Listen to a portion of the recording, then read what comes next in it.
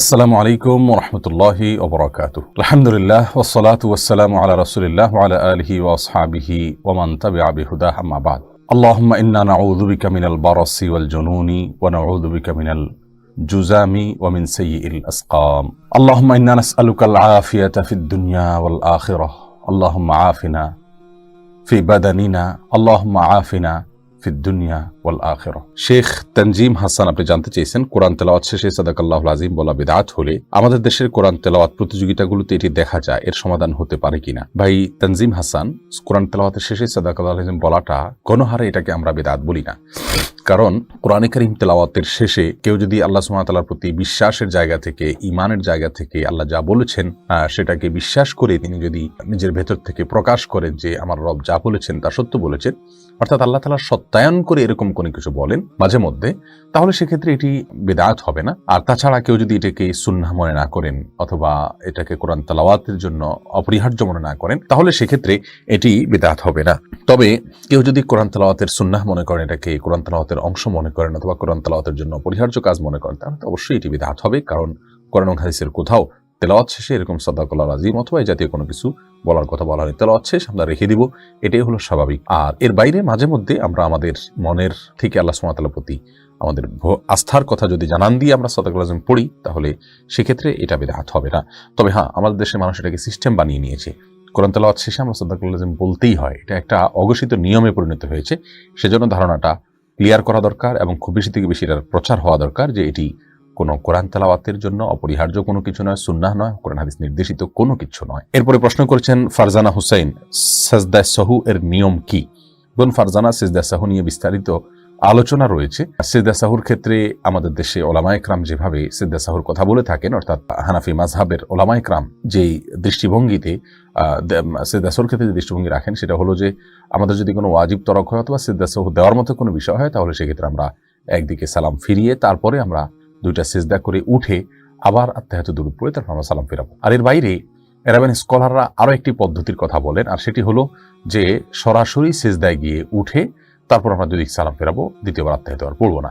এবং বিশেষ কিছু ভুলের ক্ষেত্রে প্রথম প্রকার, আর দ্বিতীয় প্রকার অন্য ভুলের ক্ষেত্রে বলার কথা অনেক উলামায়ে কেরাম বলে থাকেন। বিস্তারিত আলোচনা করার সুযোগ নাই, আমরা ইনশাআল্লাহ ভিন্ন কোনো ক্লিপে নিয়ে কথা বলবো। এমনি শরীফুদ্দিন জানতে চেয়েছেন, যতবার কালিমা পড়া হয় ততবার কি ঈমান নবায়ন হয়? ভাই শরীফুদ্দিন, আসলে কালিমা পড়ার সাথে ঈমান নবায়নের সম্পর্ক নাই। ঈমান নবায়ন হলো আপনি আপনার ভেতর থেকে আল্লাহ সুবহানাহু ওয়া তাআলার প্রতি আস্থা, ভালোবাসা, আল্লাহ সুবহানাহু ওয়া তাআলার প্রতি ভরসা, আপনি ভেতর থেকে আল্লাহ সুবহানাহু ওয়া তাআলার তাওহীদ বা একত্ববাদের বিষয়ে আপনি স্বীকারোক্তি দিচ্ছেন কিনা, সেই মানসিকতা নিয়ে যদি আপনি কালিমা পড়েন, তাহলে অবশ্যই সেটা ঈমানের নবায়ন হবে ইনশাআল্লাহ বিইذনিল্লাহ। নিউ কাটার এই আইডি থেকে প্রশ্ন করা হচ্ছে, স্বামী মারা গেলে মেয়েদের সাদা শাড়ি পরা কি জায়েজ?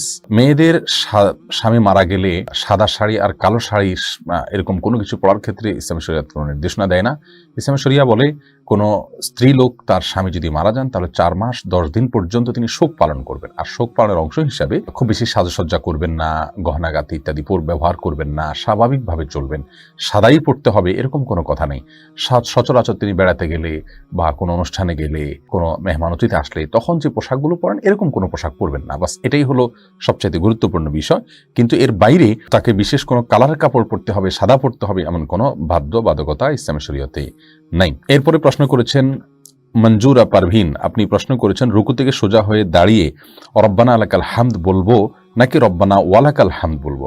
দুইটাই বিশুদ্ধ হাদিস দ্বারা প্রমাণিত, বরং কোনো কোনো বর্ণায় আল্লাহুম্মা রব্বানা লাকাল হামদ, আল্লাহুম্মা রব্বানা ওয়ালাকাল হামদ এরকমও আছে, যার কারণে আপনি যে কোনোটা পড়েন তাতে আপনার সালাত আদায় হয়ে যাবে, সুন্নাহ আদায় হয়ে যাবে, যেহেতু সবগুলোই হাদিস দ্বারা প্রমাণিত।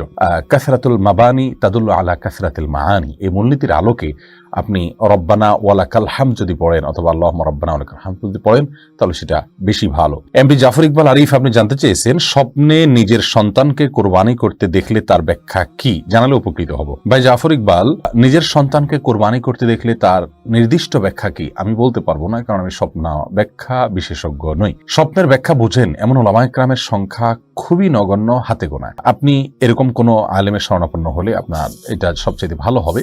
তবে কোরবানির স্বপ্ন ইব্রাহিম আলাইহিস সালাম দেখেছিলেন সন্তানকে, আল্লাহ সুবহানাহু ওয়া তাআলা এটা তার পরীক্ষা নিয়েছিলেন।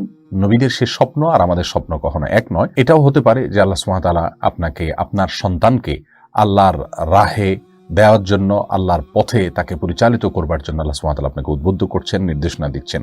আল্লাহু আ'লাম বিসওয়াব। সবুজ ভূঁইয়া, আপনি জানতে চেয়েছেন, আমি যদি নামাজ পড়ার সময় শুধু ফাতিহা পড়ে রুকুতে চলে গিয়ে মনে পড়ে তাহলে কি করব? ভাই সবুজ ভূঁইয়া, সূরা ফাতিহা পড়েছেন, অন্য সূরা মিলাননি, রুকুতে গেছেন, তারপরে মনে হয়েছে, আপনি সিজদা সাহু করবেন, কারণ সূরা ফাতিহার পরে অন্য সূরা মিলানো ওয়াজিব ওলামায়ে আহনাফের মতে, আমাদের ওলামায়ে কেরামের মতে।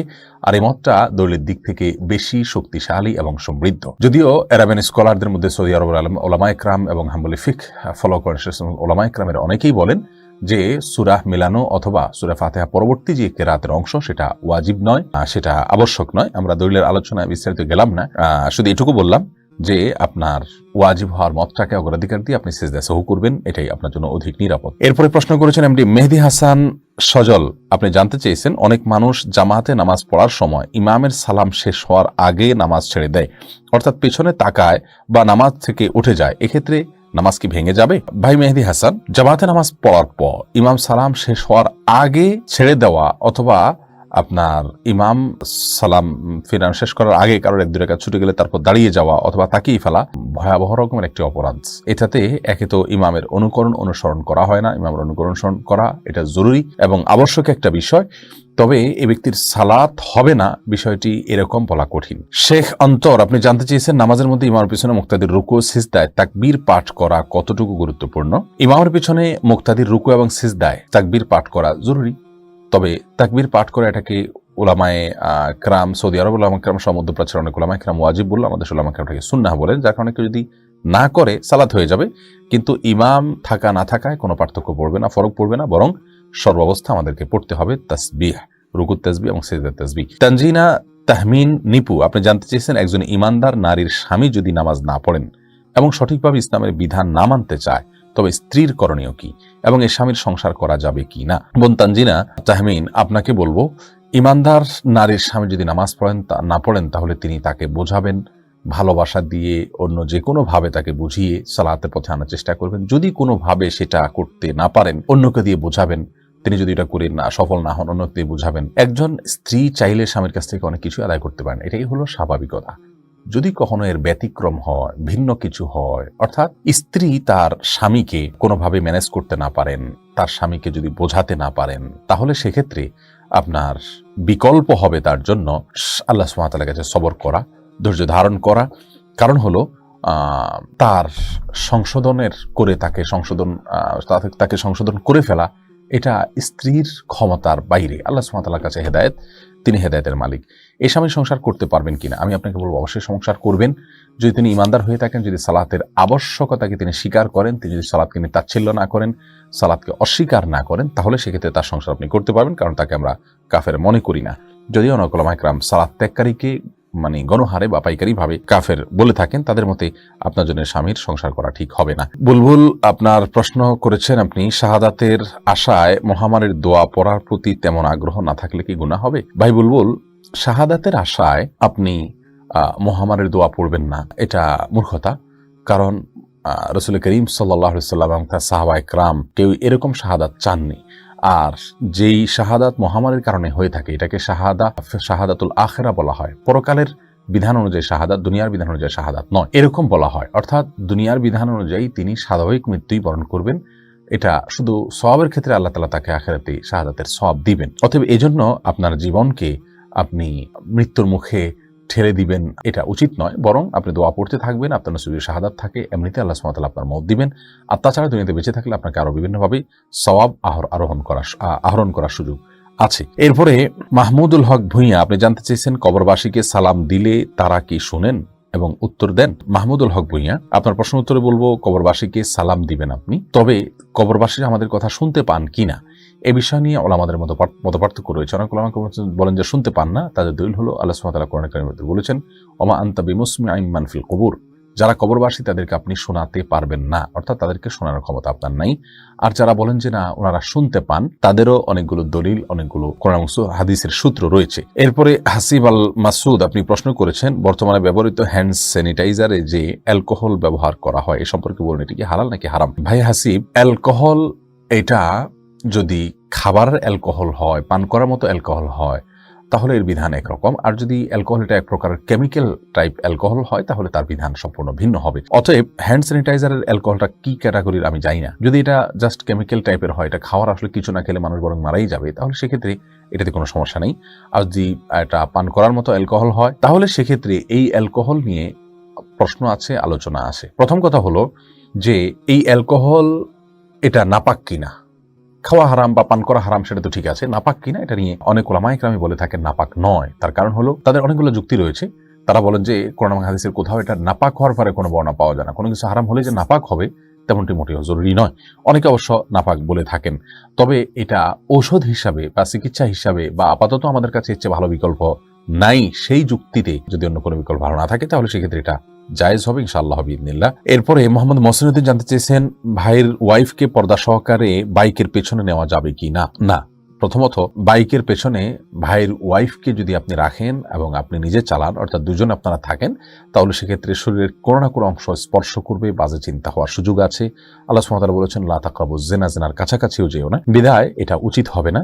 একান্ত নিরুপায় না হলে, কোনো বিপদগ্রস্ত না হলে সেক্ষেত্রে এটা উচিত হবে না। রিমাইন্ডুদ্দিন প্রশ্ন করেছেন রুকু থেকে সোজা হয়ে কতখানি সময় দেরিতে দাঁড়িয়ে থাকতে হয়, দয়া করে জানাবেন। দেখুন, রুকু থেকে সোজা হয়ে আমরা কমপক্ষে একবার তাসবিহ পড়া পরিমাণ, সুবহানাল্লাহ বলা সমপরিমাণ আমাদেরকে দাঁড়াতে হবে।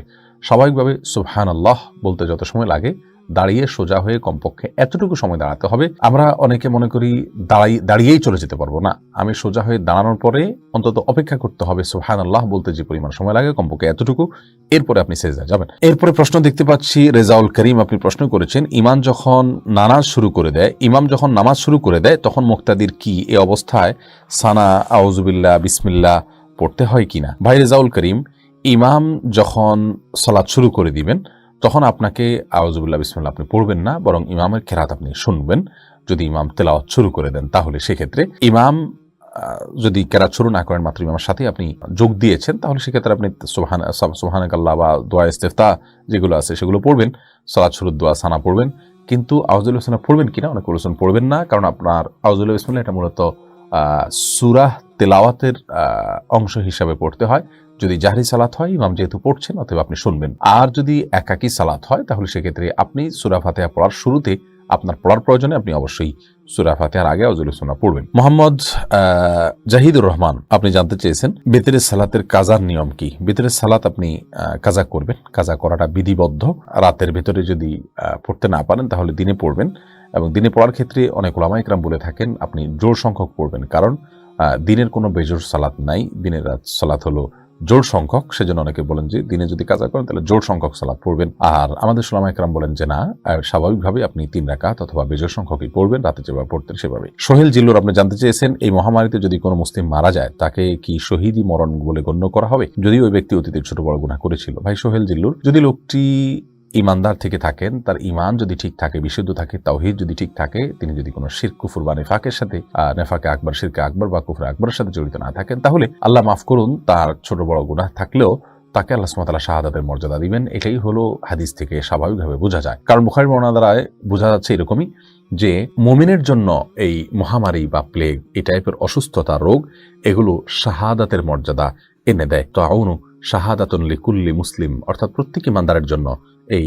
প্লেগ বা মহামারী এটা শাহাদাতের মর্যাদা এনে দেয়। বিধায় আমরা আশা করতে পারি আল্লাহ তাআলা তাকে শাহাদাতের মর্যাদা এনে দিবেন।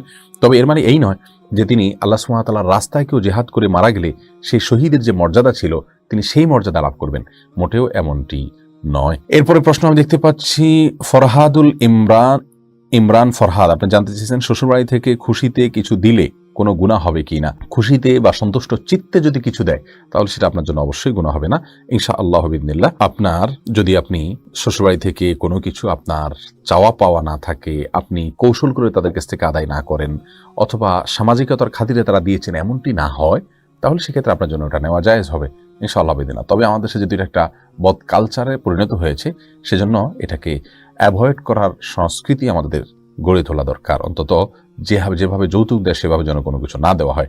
কিন্তু নেওয়ার ক্ষেত্রে আমরা বলেছি তারা যদি সন্তোষ কিছু দেয় তাহলে আপনার জন্য এটা জায়েজ আছে ইনশাআল্লাহ বিইذনিল্লাহ। যাই হোক, এরপরে প্রশ্নে চলে যাচ্ছি। এমডি শফিক আপনি জানতে চেয়েছেন তাসবিহ দানা দিয়ে তসবিহ করা কি বিদআত? ভাই শফিক, এটাকে আমরা বিদআত বলি না। অনেক উলামা ইকরাম বিদআত বলেন। তারা বলে থাকেন যে বিভিন্ন হাদিসে আঙ্গুলের করে তাসবিহ গণার ফজিলত বা গুরুত্বারোপ এর বর্ণনা বা বিবরণ পরোক্ষভাবে বোঝা যায়। বিশেষ করে কিয়ামতের দিন এগুলো জলজল করে জ্বলতে থাকবে বা উজ্জ্বল আলো দিবে, এরকম বর্ণনা পাওয়া যায়। তো তাসবিহ দানা তো এই হাদিসকে অ্যাভয়েড করাই হয়, বিধায় এটাকে অনেকে বিদআত বলে থাকেন। আমরা এটাকে বিদআত এই জন্য বলি না যে তাসবিহ দানা ব্যবহার করাকে আলাদা সুন্নাহ, আলাদা মুস্তাহাব, আলাদা ফজিলতপূর্ণ, আলাদা আমল এরকমটি কেউ মনে করেন বলে আমাদের জানা নেই। যেহেতু এরকমটি কেউ মনে করেন না, তাহলে তাসবিহ দানা ব্যবহার করাকে আমরা বিদআত বলতে পারি না। বরং তাসবিহ দানা বিদআত ব্যবহার করা এটা ওই ব্যক্তির জন্য বিধেয় যে ব্যক্তি 100 বার বা বেশি সংখ্যক তাসবিহর যে সংখ্যাগুলো সেগুলো আঙ্গুলের করে গুণে তিনি মনে রাখতে পারেন না, এরকম যদি হয় তাহলে সেক্ষেত্রে তার জন্য এটা বিধেয়। তবে উত্তম হবে সর্বাবস্থায় আঙ্গুলের করে গণনা করা। তাছাড়া কোনো সালাফ থেকে বিভিন্ন বিচি ইত্যাদিকে তাসবিহর গণনার ক্ষেত্রে ব্যবহার করার কথা বর্ণনা পাওয়া যায়, কিন্তু আঙ্গুলের কর এটার বর্ণনা, এটার তাসবিহ গণনা করার কথা যেহেতু হাদিস থেকে পাওয়া যায় সরাসরি, সেজন্য আমরা সেটাকে অগ্রাধিকার দেওয়াটাই উত্তম হবে, কিন্তু আমরা ওইটাকে বিদআত বলবো না। তবে হ্যাঁ, তাসবিহ ব্যবহারকে আলাদা একটা ইবাদত বা সওয়াব বা ওইটাতে গুনলে সওয়াব হবে বা ওইটাতে গোনা উত্তম বা ওইটাতে গণনা করা নিয়ম, এরকম যদি কেউ মনে করে তাহলে সেটি বিদআত হতে পারে। রবিউল হোসেন জানতে চেয়েছেন বর্তমান পরিস্থিতিতে শুক্রবার জুমার নামাজ না পড়ে বাসায় যোহর পড়লে হবে কিনা। ভাই রবিউল হোসেন, যদি কোনো ব্যক্তি করোনায় আক্রান্ত হয়েছেন এমনটি তার আশঙ্কা হয় বা মনে হয়, তাহলে সেক্ষেত্রে তার জন্য উচিত হবে না, তার জন্য জায়েজ হবে না মসজিদে এসে সালাতে যোগদান করা, মসজিদে এসে সালাতে শামিল হওয়া। আসলে সেটি সংক্রমিত হয়ে অন্য মানুষের ক্ষতি হতে পারে। নবী সাল্লাল্লাহু আলাইহি সাল্লাম পেঁয়াজ খাওয়ার কারণে মানুষকে মসজিদে আসতে নিষেধ করেছেন, তার কারণ তার পেঁয়াজের গন্ধে অন্যের কষ্ট হবে। তাহলে সামান্য পেঁয়াজের গন্ধে কষ্ট হবে যেন যদি মসজিদে আসতে নিষেধ করেন, তাহলে করোনা ভাইরাসে আক্রান্ত এমনটি আশঙ্কা যদি থাকে, তাহলে তিনি মসজিদে যদি আসেন তাহলে সেক্ষেত্রে ভয়টা আরো অনেক বেশি। এজন্য এটা উচিত হবে না। যদি কেউ মনে করেন যে তার জ্বর, সর্দি, কাশি, মাথা ব্যথা, গলা ব্যথা সহ করোনা ভাইরাসের যে সমস্ত সিমটম রয়েছে সেগুলো পাওয়া যাচ্ছে, তাহলে সেক্ষেত্রে তিনি এটা করবেন না। আর যদি এই পর্যায়ে না পৌঁছায়, বরং নরমাল আছেন, তিনি সুস্থ আছেন, স্বাভাবিক আছেন, তাহলে সেক্ষেত্রে অবশ্যই তাকে জুমার নামাজে হাজির হতে হবে। কারণ বাংলাদেশের প্রেক্ষিতে জুমার সালাতও কায়েম করা হবে না, মসজিদে আসা যাবে না, আসলে ভয়াবহ পরিস্থিতি হতে পারে, এরকম কোনো নির্দেশনা এখনো পর্যন্ত আমরা পাইনি, অন্তত ওলামা ইকরাম থেকে এরকম কোনো ফতোয়া আসেনি। বিধে বাংলাদেশে এটা জায়েজ হবে না। তবে হ্যাঁ, যে সমস্ত দেশে সরকারিভাবে জুমার সালাত আদায় করা নিষিদ্ধ হয়েছে, সে সমস্ত দেশে অবশ্যই ভাইরা বাসা বাড়িতে জোহরের সালাত আদায় করবেন। মোহাম্মদ আখতার নীরা আপনি জানতে চেয়েছেন নির্দিষ্ট কাউকে বিয়ের উদ্দেশ্যে কি আল্লাহর কাছে চাওয়া যাবে? বোন মাহমুদ আখতার নীরা, নির্দিষ্ট কাউকে বিয়ে করা এটা আল্লাহর কাছে চাওয়া যেতেই পারে। আল্লাহ আমার অমুককে ভালো লাগে, আপনি তাকে আমার সঙ্গে বিয়ে দিন। তবে এই বিয়ের আগে অন্য কাউকে পছন্দ করে নির্দিষ্ট করে তাকে চাওয়া, এটা কোনো অর্থবহ চাওয়া নয়। এই দোয়াটা কোনো শুদ্ধ দোয়া নয়, নিষিদ্ধ নয় এতটুকু বলবো, কিন্তু খুব বেশি প্রশংসনীয় দোয়া নয়, ভালো দোয়া নয়। তার কারণ হলো, আপনি যাকে চাচ্ছেন আপনি নির্দিষ্ট যদি করে নেন যে তাকে নিয়ে আপনি ঘর করবেন, তাহলে সেক্ষেত্রে তার ভালো হওয়া মন্দ হওয়ার দায় দায়িত্ব কিন্তু আপনার উপরে। আর যদি আপনি বিষয়টিকে আল্লাহর উপরে ন্যস্ত করে দেন যে আল্লাহ আপনি আমার জন্য ভালো জীবন সঙ্গী দেন, আমার জন্য এমন একজন সঙ্গী দেন যার মাধ্যমে আমার সুখ শান্তি হবে, আমার দিন ভালো যাবে, তাহলে সেক্ষেত্রে বিষয়টি আল্লাহর উপর আপনি ন্যস্ত করলেন, সেটা হবে সবচেয়ে উত্তম এবং ভালো। ওটাই হলো সুন্নাহসম্মত দোয়ার স্টাইল। এরপরে আসুন, মোহাম্মদ আশরাফুল খান প্রশ্ন করেছেন ইমাম শেষ বৈঠকে থাকার সময় যদি কোনো মুসল্লির ওযু ভেঙে যায় এর বিধান কি? ভাই মোহাম্মদ আশরাফুল খান, ইমাম শেষ বৈঠকে থাকার সময় যদি আপনার ওযু ভেঙে যায়, এখন যদি ইমাম সালাম ফিরাননি, তাহলে সেক্ষেত্রে আপনি ওই অবস্থায় সালাত ছেড়ে চলে যাবেন, যে আপনি ওযু করবেন, ওযু করে ফিরে এসে বসে দুরুদ বা আত্তাহিয়াতু পড়ার যদি কোনো অংশ বাকি থেকে থাকে আপনার, তাহলে সেটা পরিপূর্ণ করে এরপর সালাম ফিরাবেন একাকি। ততক্ষণ ইমাম তো সালাম ফিরিয়ে ফেলবেন, আপনি বসে একাকি সালাম ফিরিয়ে ফেলবেন, তাতে আপনার সালাত হয়ে যাবে ইনশাআল্লাহ বিইذনিল্লাহ। এরপরে জান্নাত জাহান আপনি জানতে চেয়েছেন নামাজ শেষ করে শুয়ে শুয়ে সূরা মুলক বা সকাল সন্ধ্যার দোয়া বা জিকির করা যাবে কিনা? করা যাবে বোন। আল্লাহ সুবহানাহু ওয়া তাআলা কোরআনে কারীমে স্পষ্ট করে বলেছেন, আল্লাযীনা ইয়াযকুরুনাল্লাহা কিয়ামান ওয়া কুউদান ওয়া আলা জুনুবিহিম, যারা দাঁড়িয়ে বসে শুয়ে সর্বাবস্থা আল্লাহ তাআলার জিকির করে স্মরণ করে। অতএব আল্লাহ তাআলার জিকির বা স্মরণ এগুলো যে কোনো অবস্থা আপনি করতে পারেন। আপনার মনে কোনো অবজ্ঞা থেকে তো আপনি আর করছেন না, অতএব এটি জায়েজ হবে ইনশাআল্লাহ বিইذনিল্লাহ। কোরআন হাদিসে কোথাও নিষেধ নাই। হাসান সাঈদ জানতে চেয়েছেন, হাসান মুন্না জানতে চেয়েছেন লোন নিয়ে বাড়ি বানানো সম্পর্কে ইসলাম কি বলে? বোন ভাই হাসান মুন্না, লোন নিয়ে বাড়ি তো আপনি বানাতে পারেনই, কোনো অসুবিধা নাই। তবে আজকাল হাউস লোন যেগুলো আছে সেগুলো বেশিরভাগ ক্ষেত্রেই সুদ ভিত্তিক। মনে রাখবেন, সুদের কোনো কারবার কোনো মুসলমান করতে পারে না। এটা জঘন্য হারাম ইসলামী শরিয়ার দৃষ্টিকোণ থেকে। এই হারামের ভয়াবহতা, এর ক্ষতি দুনিয়াবি এবং পরকালীন আমরা হয়তো আঁচ করতে পারি না, কিন্তু আল্লাহ সুবহানাহু ওয়া তাআলা এটাকে হারাম রেখেছেন আমাদের উপকারের জন্য, আমাদের কল্যাণার্থে। বিধায় এটাকে হারাম হিসাবে মেনে নেওয়া, গ্রহণ করা, আল্লাহর সিদ্ধান্ত অনুযায়ী চলা, এটা মুমিনের কাজ। আর তা না হলে আল্লাহ সুবহানাহু ওয়া তাআলা কিন্তু ভয়াবহ যুদ্ধের ঘোষণা দিয়েছেন এবং দুনিয়াতে আখিরাতে ধ্বংস নেমে আসবে হারামের সাথে সংশ্লিষ্ট রাখলে। প্রিয় ভাইরা আমার, আল্লাহ তাআলার হুকুম এবং নির্দেশকে মান্য করা, এটাই হলো একজন ইমানদারের, একজন মুসলমানের প্রধান কর্তব্য। বিধায় আপনি হাউস লোন নিতে গিয়ে যদি কোনো সুদের লোন নিতে হয়, সুদের কোনো কারবারে, সুদের কোনো চুক্তিতে জড়াতে হয়, তাহলে সেটা আপনার জন্য জায়েজ হবে না, সেটা আপনার জন্য গুনাহের কারণ হবে। এর বাইরে হাউস লোন এটা যদি আপনি সুদমুক্তভাবে নেওয়ার কোনো উপায় থাকে তাহলে নিতে পারেন, কোনো অসুবিধা নেই। মনে রাখবেন, মানুষ বেঁচে থাকার জন্য একটা ঘর দরকার আছে, কিন্তু বাড়ি লোন করে বাড়ি করতে হবে এটা কোনো প্রয়োজন নাই। হ্যাঁ, হয়তো আপনার কষ্ট হচ্ছে ভাড়া বাড়িতে থাকতে, কিন্তু জাহান্নামের কষ্টের চাইতে কষ্ট অনেক কম ইনশাআল্লাহ বিইذনিল্লাহ। এরপরে প্রশ্ন দেখতে পাচ্ছি শামীম আরা নিপা, আপনি জানতে চেয়েছেন ইমানদার মহিলা কি ফার্মেসির মাধ্যমে ডাক্তারি সেবা প্রদান করতে পারবে? বোন শামীম আরা নিপা, ইমানদার মহিলা ফার্মেসির মাধ্যমে ডাক্তারি সেবা দিতে কোনো অসুবিধা নেই, যদি তিনি তার পর্দা প্রসিদাকে খেয়াল করতে পারেন, তার পর্দা প্রসিদার কোনো ব্যাঘাত না হয়, তিনি যদি পর্দা প্রসিদার সাথে এগুলো করতে পারেন, কোনো অসুবিধা নেই ইনশাআল্লাহ বিইذনিল্লাহ। সেই সাথে ইসলাম শরিয়ার কোনো নির্দেশ লঙ্ঘন না হয়, একাকী কোনো পুরুষের সাথে ডিউটি করতে না হয়, এরকম যদি হয় করতে পারবেন ইনশাআল্লাহ বিইذনিল্লাহ। হাসিব আহমদ জানতে চেয়েছেন দূর সম্পর্কে ভাগ্নিকে বিয়ে করা যাবে কিনা? দূর সম্পর্কের ভাগ্নি যদি হয় তাহলে বিয়ে করা যাবে, কোনো অসুবিধা নেই। নবাব খান জানতে চেয়েছেন কারো অনিচ্ছা বা উপায় না থাকা সত্ত্বেও যদি কেউ সুদী ব্যাংকে জব করতে হয় তাহলে কি পাপ হবে? অনিচ্ছা সত্ত্বে জব করার ব্যাখ্যাটা আগে জানতে হবে, তাহলে আপনার বিধানটা বলতে সুবিধা হবে। মনে রাখতে হবে যে সুদী ব্যাংকে জব করা যদি সুদ রিলেটেড কোনো আপনার দায়িত্ব আপনি পালন করেন তাহলে সেক্ষেত্রে এটি জায়েজ নাই, এটি গুনাহের কারণ হবে। আপনার যদি বিকল্প কোনো উপায় না থাকে, আপনার খাওয়া পড়ার কোনো ব্যবস্থা নাই, জীবন আপনার হুমকির মুখে থাকে চাকরি না করলে, বিকল্প ভালো কোনো ব্যবস্থা না থাকে, তাহলে আপনার জন্য আপতকালীন চাকরি হিসাবে বা ব্যবস্থা হিসাবে এটা আপনি গ্রহণ করতে পারবেন ইনশাআল্লাহ বিইذনিল্লাহ। এমডি সজীব খান জানতে চাচ্ছেন আমি নিয়ত করেছি মসজিদে কিছু টাকা দিব এবং কিছু অভাবজনিত সমস্যার কারণে দিতে পারছি না। আপনি নিয়ত করেছেন, আপনি নিয়ত করলেই সেটা পূরণ করতে হবে সেটি এমন না। নিয়ত পূরণ করতে পারলে ভালো হয়, ভালো কাজের উদ্দেশ্য নিয়ত করে কিছু করতে পারলে এটা ভালো হয়, কিন্তু নিয়ত করার পর যদি আপনি কোনো কারণে আপনার অভাবের কারণে করতে না পারেন, ইনশাআল্লাহ আল্লাহর কাছে আপনার কোনো দায় থাকবে না, আপনি গুনাহগার হবেন না, বরং আপনি নিয়ত করেছেন সেজন্য আল্লাহ তাআলা আপনাকে সওয়াব দিবেন যদি আপনি করতে নাও পারেন। আর যদি আপনি নিয়ত নয় বরং আল্লাহর কাছে আপনি মানত করেছেন, বিষয়টি এরকম হয়, তাহলে মানত আপনাকে পুরা করতে হবে, সেটা আপনি যখন সুবিধা হয় তখন করলে হবে ইনশাআল্লাহ বিইذনিল্লাহ। মোহাম্মদ ইব্রাহিম খলিল জানতে চেয়েছেন ইন্টারনেটের মাধ্যমে দ্বীনের দাওয়াতের কাজ শরীয়ত সম্মত কিনা?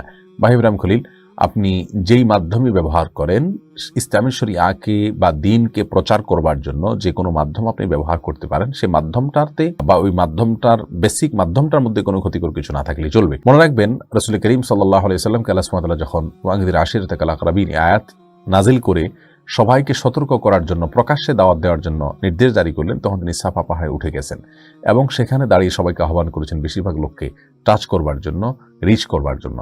আমরা অনলাইনে ইন্টারনেটের মাধ্যমে বেশিরভাগ মানুষকে দাওয়াত পৌঁছতে পারি, সেই স্বার্থে যদি আমরা অনলাইন ব্যবহার করি, ইসলামী শরিয়ার দৃষ্টিকোণ থেকে কোনো অসুবিধা নেই ইনশাআল্লাহ বিইذনিল্লাহ। তবে হ্যাঁ, ইন্টারনেটে বা অনলাইনে দাওয়াতি কাজ করতে গিয়ে কেউ যদি নিজে গুনাহে লিপ্ত হন এবং এই দাওয়াতি কাজ না করে তিনি অনলাইনে না ঢুকলে বরং তিনি মুক্ত থাকতে পারেন, তাহলে তার জন্য অবশ্যই জায়েজ হবে না অনলাইনে দাওয়াতি কাজ করা, কারণ দাওয়াতি কাজ করতে গিয়ে তিনি নিজেকে গুনাহের মধ্যে ঠেলে দিচ্ছেন। আল্লাহ বলেছেন কু আনফুসাকুম ওয়া আহলিকুম নারা, আগে নিজেকে গুনাহের থেকে বাঁচাইতে হবে, জাহান্নামের আগুন থেকে বাঁচাইতে হবে, তারপরে পরিবারের লোকদেরকে বা অন্য আশপাশের লোকদেরকে বাঁচানোর প্রশ্ন আসবে। এরপরে প্রশ্ন আমি দেখতে পাচ্ছি ইয়াসিন মিয়া, আপনি জানতে চেয়েছেন অনেক আলেমরা বলছেন পীর ধরা লাগবে, যদি হাদিস কোরআনের মধ্যে জানতে চাই। দেখুন, কোন একজন নেককার মানুষের সোহবত বা তার সান্নিধ্যে থাকা, তার পরামর্শে চলা, এটা ইসলাম শরিয়ার দৃষ্টিকোণ থেকে মন্দ কোনো কিছু নয়। কোনো ব্যক্তির হাতে বায়াত নেওয়াকে আবশ্যক মনে করা, ফরজ মনে করা, অনেকে জরুরি মনে করেন, এটা ইসলাম শরিয়ার দৃষ্টিকোণ থেকে সঠিক নয় মোটেও। বরং যদি কোনো এক ব্যক্তির হাতে অঙ্গীকারাবদ্ধ হয়ে তার সকল আদেশ নিষেধকে মানাটাকে অপরিহার্য করে নেন, এমনকি তিনি মন গড়া কোনো নির্দেশও যদি দেন, কোরআন হাদিস বিরোধী কোনো নির্দেশও যদি দেন, সেটাকেও যদি মান্য করাটাকে জরুরি মনে করেন, তাহলে এটা পীর ধরার নামে হোক আর যে নামে হোক এটা জায়েজ হবে না, গুনাহ হবে। আর যদি কোরআন এবং সুন্নাহর আলোকে বা কোরআন সুন্নাহর মধ্যে থেকে কেউ আমাকে পরামর্শ দেন, কোন একজন আলেমের সাথে আমি আমার উপদেষ্টা হিসাবে তার উপদেশ আমি নিয়ে চলছি, তাহলে এটাকে আমরা পীর ধরা নাম দিই আর যাই নাম দিই, ইসলাম শরীয়তের দৃষ্টিকোণ থেকে এটি নাজায়েজ বা হারাম এমন কোনো কিছু হবে না ইনশাআল্লাহ বিইذনিল্লাহ। তবে হ্যাঁ, সাহাবা ইকরাম রাদিয়াল্লাহু তাআলা আজমাইন তারা রাসূল করিম সাল্লাল্লাহু আলাইহি ওয়াসাল্লামের বায়াত নিয়েছিলেন এবং এই বায়াতটি আপনার ছিল শিরক থেকে বায়াত, গুনাহ থেকে মুক্তির বায়াত ইত্যাদি ইত্যাদি। এর বাইরে তাদের পরবর্তীতে আপনার সাহাবীরা কোনো তাবেঈদেরকে খোলাফায়ে রাশেদা ছাড়া অন্য কেউ আর বায়াত করেছেন কিনা এ বিষয়ে কোনো হাদিস আমার জানা নাই। বিস্তারিত ইনশাআল্লাহ বিদিনিল্লাহ বিষয়ে আমরা কথা বলবো অন্য কোনো আলোচনায়। শাহীন আহমেদ জানতে চেয়েছেন, জিহাদ ফি সাবিলিল্লাহ অংশগ্রহণ করে শহীদ আর মহামারী, আগুন, দুর্ঘটনা ইত্যাদিতে মৃত ব্যক্তির মর্যাদা কি একই? ভাই শাহীন আহমদ, জিহাদ ফি সাবিলিল্লাহ অংশগ্রহণ করে যারা শাহাদাতের মর্যাদা লাভ করে থাকেন তারা আর মহামারীতে, আগুনে, দুর্ঘটনা ইত্যাদিতে মৃত্যুবরণকারী এই ব্যক্তিও শাহাদাতের মর্যাদা লাভ করে, কিন্তু তাদের উভয়ের মধ্যে আসমান এবং জমিনের মতো তফাৎ। কারণ শাহিদ সাধারণত তিন প্রকার। এক প্রকার শহীদ হলেন দুনিয়া এবং আখিরাত উভয় বিচারের শহীদ। তারা হলেন যারা আল্লাহর রাহে জিহাদ করে শত্রুর মোকাবেলা করতে গিয়ে তাদের জীবন বিলিয়ে দেন। এই লোকগুলো শহীদ। আল্লাহকে সন্তুষ্ট করার জন্য যদি এমনটি করেন তাহলে তিনি দুনিয়ার বিচারেও তিনি শহীদ। দুনিয়াতে একজন শহীদকে যেভাবে বিদায় দেওয়া হয় তাকে সেবা বিদায় দেওয়া হবে, ওই কাপড়ে তাকে বিদায় দেওয়া হবে, গোসল করানো হবে না, এবং কিয়ামতের ময়দানে তিনি এগুলো নিয়ে উঠবেন। দুনিয়াতে শহীদের মর্যাদা পাবেন আর আখিরাতেও তিনি শহীদের মর্যাদা এবং সওয়াব পাবেন। এটা হলো দুনিয়া এবং আখিরাত উভয় জগতের শহীদ। আরেক প্রকার শহীদ আছেন যারা শুধু দুনিয়াতে শহীদ হবেন, আখিরাতে শাহাদাতের কোনো মর্যাদা পাবেন না। তারা হলেন যারা আল্লাহর রাহে জিহাদ করেছেন কিন্তু সেটা বীরত্ব প্রকাশ করবার জন্য অথবা কোনো আঞ্চলিকতার টানে, কোনো অন্য আল্লাহ ছাড়া অন্য কারোর, আল্লাহ সন্তুষ্টি ছাড়া অন্য কোনো উদ্দেশ্যে জিহাদ করেছে বা যুদ্ধ করেছে, এরকম যদি হয়, অথবা যুদ্ধ করতে গিয়ে সেখানে কোনো প্রকার অন্যায় করেছেন, তসরুফ করেছেন এবং আপনার গনিমতের মাল পাওয়ার জন্য যুদ্ধ করেছেন, এই টাইপের কোনো বিষয় হয়, তাহলে সে তার অন্তরের বিষয়টা যেহেতু আমরা জানি না, দুনিয়াতে আমরা শাহাদাতের বিদায় যেভাবে শহীদদের বিদায় হয় সেভাবে তাকে আমরা বিদায় দেব, কিন্তু আখিরাতে ওই ব্যক্তি শাহাদাতের কোনো মর্যাদা পাবে না, যেহেতু তার ইখলাস ছিল না, বরং সে জাহান্নামে যাওয়ার আশঙ্কা আছে, আল্লাহ মাফ করুন। আর তৃতীয় প্রকার শহীদ হলেন যারা দুনিয়ার বিচারে শহীদ নন কিন্তু আখিরাতের বিচারে শহীদ। অর্থাৎ দুনিয়াতে সাধারণ মানুষের মতোই তাদেরকে গোসল দিতে হবে, কাফন দাফন জানাজা সবকিছু করতে হবে। দুনিয়াতে একজন শহীদকে যেভাবে বিদায় দেওয়া হয় তাকে সেভাবে বিদায় দেওয়া হবে না, কিন্তু আখিরাতে আল্লাহ সুবহানাহু ওয়া তাআলা তাকে শাহাদাতের মর্যাদা দান করবেন। যারা আগুনে পুড়ে বা আপনার মহামারীতে বা এই টাইপের কোনো কারণে মৃত্যুবরণ করেন তাদেরকে নবী সাল্লাল্লাহু আলাইহি ওয়াসাল্লাম শহীদ বলেছেন। আর শাহিদু খামসুন আও সাবউন, বিভিন্ন বর্ণনা বিভিন্ন রকম আসছে, সহিহ মুসলিমে বর্ণিত হয়েছে। নবী সাল্লাল্লাহু আলাইহি ওয়াসাল্লাম 5 ব্যক্তিকে শহীদ বলেছেন, তার ভিতরে এই মহামারীতে আক্রান্ত, পেটের পীড়া আক্রান্ত ব্যক্তি অথবা দেয়াল চাপা পড়ে বা কিছু ধসে পড়ে আকস্মিক মৃত্যুবরণকারী ব্যক্তিকে শাহাদাতের মর্যাদার কথা বলা হয়েছে। তারা সবাই আখিরাতের বিচারে শহীদ হবে, কিন্তু দুনিয়াতে আল্লাহর রাস্তায় জিহাদে মৃত্যুবরণকারী ব্যক্তির মতো শহীদ হবে না, অর্থাৎ তাদেরকে গোসল ইত্যাদি স্বাভাবিকভাবেই দিতে হবে। এরপরে প্রশ্ন করেছেন তাহমিনা আখন্দ, এক মসজিদে টাকা দেওয়ার নিয়ত করে অন্য মসজিদে দেওয়া যাবে কিনা? যাবে, যদি অন্য মসজিদে এর চেয়ে বেশি প্রয়োজন মনে হয় তাহলে নিয়ত পরিবর্তন করা যায়, অসুবিধা নেই। মাহমুদ হাসান জানতে চেয়েছেন নবজাতক বাচ্চার মাথার চুল ফেরানোর ব্যাপারে ফতোয়া কি? হ্যাঁ ভাই মাহমুদ হাসান, বিভিন্ন হাদিস দ্বারা প্রমাণ হয় নবজাতক বাচ্চার মাথার চুল এটা ফেরানো সুন্নাহ। যদি তার স্বাস্থ্যগত কোনো সমস্যা না থাকে তাহলে এটা ফেলবেন, কোনো জরুরি কোনো কিছু না, ফেললে ভালো হয়। এবং ফেলার পরে ওই চুল পরিমাণ স্বর্ণ অথবা রূপা আল্লাহর রাহে দান করবেন। রূপা দান করলে 20, 25, 30 টাকার বেশি হয় না, সাধারণত বাচ্চাদের চুলের ওজন অনেক কম হয়। এটা দান করলে ইনশাআল্লাহ বিদিনিল্লাহ আমরা সওয়াব পাবো। নাহিদ হাসান যা প্রশ্ন করেছেন জুমার খুতবা কোন ভাষায় হতে হবে? ভাই নাহিদ হাসান, বিষয়টি বিতর্কিত এবং মত পার্থক্যপূর্ণ। জুমার খুতবা আমরা মাতৃভাষায় দিতে হবে নাকি আরবি ভাষায় দিতে হবে, এটা নিয়ে মত পার্থক্য আছে। আমি ব্যক্তিগতভাবে মনে করি আমাদের দেশে যারা আরবিতে আমরা খুতবা দিয়ে থাকি তারাও কিন্তু আরবিতে কালামুন নাস অর্থাৎ মানুষের ভাষায় কিন্তু খুতবায় কথা বলি, অর্থাৎ কোরআন হাদিসের বাইরেও আমরা অনেক কথা নিজেরা আরবিতে বানায়া বলি। তো আরবিতে কালামুন নাস আর অন্য ভাষার কালামুন নাসের ভিতরে ইসলামী শরীয়ত দৃষ্টিকোণে কোনো পার্থক্য থাকার কথা নয়। বিদায় জুমার খুতবা বাংলায় দিলে সেটাকে নাজায়েজ বলার কোনো কারণ আমি অন্তত দেখতে পারছি না। বাকি কোনটা উত্তম এটা নিয়ে মত পার্থক্য আছে। অনেকেই বলেছেন জুমার খুতবা আরবিতে দেওয়া উত্তম, এবং আরবিয়ান স্কলারদের মধ্যে অনেকেই বলেছেন। বিশেষ করে আমাদের দেশে এই বিষয়টা নিয়ে বিতর্ক করার কোনো যুক্তি থাকতে পারে না, কারণ আরবিতে খুতবা দিলে সেক্ষেত্রে খুতবা হয়ে যাবে, এ বিষয়ে কারোর কোনো দ্বিমত নাই। অতএব আমরা বাংলায় দিলে সেক্ষেত্রে বরং দ্বিমত আছে, অনেকেই বিদআত বলেন, অনেকে এটাকে সুন্নাহ বিরোধী বলেন এবং নানা রকম মন্তব্য করেন। সেজন্য আমরা এর চাইতে অনেক গুরুত্বপূর্ণ বিষয় যেগুলো আমাদের ঐক্যমত রয়েছে সেগুলো নিয়ে আমাদের আগানো দরকার। আর এ বিষয়ে আমি শুধু এটুকু বলবো যে বাংলায় মাতৃভাষায় খুতবা দেওয়া এটাকে আমি ব্যক্তিগতভাবে যৌক্তিক মনে করি। তবে আমাদের দেশে যেহেতু আরবি ভাষায় খুতবা দেওয়ার বিষয়টি প্রতিষ্ঠিত এবং আরবি ভাষায় খুতবা দেওয়ার বিষয়টিকে অনেক উত্তম বলেছেন নানা কারণে, অতএব সেটাকে আমরা কোনোভাবেই সুন্নাহ বিরোধী বা বিদআত বলতে পারি না। এরপরে মোহাম্মদ মিনহাজ জানতে চেয়েছেন জার্সি পরিধান করা যাবে কি না? ভাই মিনহাজ, জার্সি পরিধান করাতে তো দোষ নাই, কিন্তু জার্সিতে কোনো খেলোয়াড়ের ছবি অথবা কোনো অ্যাক্টরের ছবি অথবা কোনো আপনার তথাকথিত তারকার ছবি ইত্যাদি নাম ধাম এগুলোকে যদি রাখা হয় এবং সেগুলোকে যদি প্রদর্শন করা হয় তাহলে সেটা অনুচিত হবে, অন্যায় হবে। এবং এগুলো যদি রাখা হয় তাহলে সেক্ষেত্রে এটা একজন ইমানদারের জন্য এটা মানানসই নয়, সালাতে মনোযোগ নষ্ট হতে পারে। এরপরে আশরাফুন নাহার আপনি প্রশ্ন করেছেন, এই মহামারীতে যে সকল মুসলমানরা মারা যাচ্ছে তাদের জানাজা দেওয়া হচ্ছে না এবং কবর দিতেও সবাই দূরত্ব বজায় রাখছে এমন দেখা যায়, এক্ষেত্রে ইসলাম কি বলে, আর তার এই পাপের ফল, এসব কথা কতটুকু যুক্তিযুক্ত? শেষ কথা দিয়ে আগে শুরু করি। এটা কোনো পাপের ফল নয়। আমর ইবনুল আস, আবু উবাইদা ইবনুল জাররাহ রাদিয়াল্লাহু তাআলা সহ 25,000 সাহাবী 18 হিজরিতে রাদিয়াল্লাহু তাআলার খেলাফত আমলে আমওয়াস নামক যে মহামারী হয়েছিল সেখানে তারা মৃত্যুবরণ করেছেন। 25,000 সাহাবী, তাদের ভিতরে আবু উবাইদা ইবনুল জাররাহ, রাসূল করিম সাল্লাল্লাহু আলাইহি ওয়াসাল্লামের প্রিয় আস্থাভাজন সাহাবী আমর ইবনুল আস রাদিয়াল্লাহু তাআলা সহ অনেকেই ছিলেন। প্রিয় ভাইরা আমার, অতএব সম্ভবত মুআয ইবনে জাবাল রাদিয়াল্লাহু তাআলা তিনি সহ অনেক সাহাবীরা ছিলেন। তো যাই হোক, এত সাহাবীরা মৃত্যুবরণ করেছেন, নিশ্চয়ই তারা পাপের কারণে মৃত্যুবরণ করেছেন, আমরা এমনটি বলার দুঃসাহস দেখাবো না। বিধায় সবচেয়ে বড় কথা নবী সাল্লাল্লাহু আলাইহি ওয়াসাল্লাম বলেছেন যে শাহাদাত তাউন শাহাদাতুন লিকুল্লি মুসলিম। বুখারী বর্ণনায় আসে যে তাউন বা মহামারী এটা প্রত্যেক মুসলিমের জন্য শাহাদাতের মর্যাদা এনে দেয়। অতএব এটা তাদের অপরাধের কারণে হয়েছে, ব্যাপারটি এরকম ভাবে নেওয়া ঠিক নয়। তবে হ্যাঁ, লোকটি যদি বেঈমান হয় অবশ্যই আল্লাহর পক্ষ থেকে শাস্তি হতে পারে, এমনটি আমরা বলতেই পারি, কারণ হাদিস দ্বারা সেমনটি স্পষ্টভাবে বোঝা যাচ্ছে। এরপরে আসি তাদের জানাজার বিষয়। তাদের জানাজা, কবর এবং কাফন দাফন সম্পর্কে আমরা ইনশাআল্লাহ বিদিনা আগামীকাল সকালে আনুমানিক 10টা-11টার দিকে একটা ভিডিও আমাদের পেজে এবং চ্যানেলে যাবে। ইতিমধ্যে ভিডিও প্রস্তুত হয়েছে, আপনারা সেখানে বিস্তারিত জানতে পারবেন। এই মহামারীতে আক্রান্ত হয়ে কেউ মৃত্যুবরণ করলে তাকে আমরা কিভাবে বিদায় দিব, তার গোসল দেওয়াতে যদি রিস্ক থাকে এবং সেই ভাইরাসটি সংক্রমিত হওয়ার ভয় থাকে তাহলে সেক্ষেত্রে আমাদের করণীয় কি হবে আমরা সেখানে আলোচনা করেছি। এরপরে মাহমুদ শাওন আপনি জানতে চেয়েছেন নিজেকে হিংসামুক্ত রাখার উপায় ও দোয়া নিয়ে কি আমল আছে। ভাই শাওন, এই বিষয়ে আমাদের একটা আলোচনা আমাদের চ্যানেলে এবং পেজে আছে, আপনি সেটা দেখে নিতে পারেন। হিংসামুক্ত রাখার উপায় কি, এভাবে সার্চ দিলে আশা করি আপনি পেয়ে যাবেন। হিংসামুক্ত রাখার অনেকগুলো উপায়ের ভিতরে একটা হলো আল্লাহ সুবহানাহু ওয়া তাআলার প্রতি ঈমানকে মজবুত করা। মানুষ হিংসা করে অন্যের প্রতি যখনই আল্লাহ সুবহানাহু ওয়া তাআলার ফয়সালায় ওই ব্যক্তি কল্যাণ লাভ করেছেন এটি তিনি ভালো করে রপ্ত করতে না পারেন, তখনই তার প্রতি হিংসা হয়।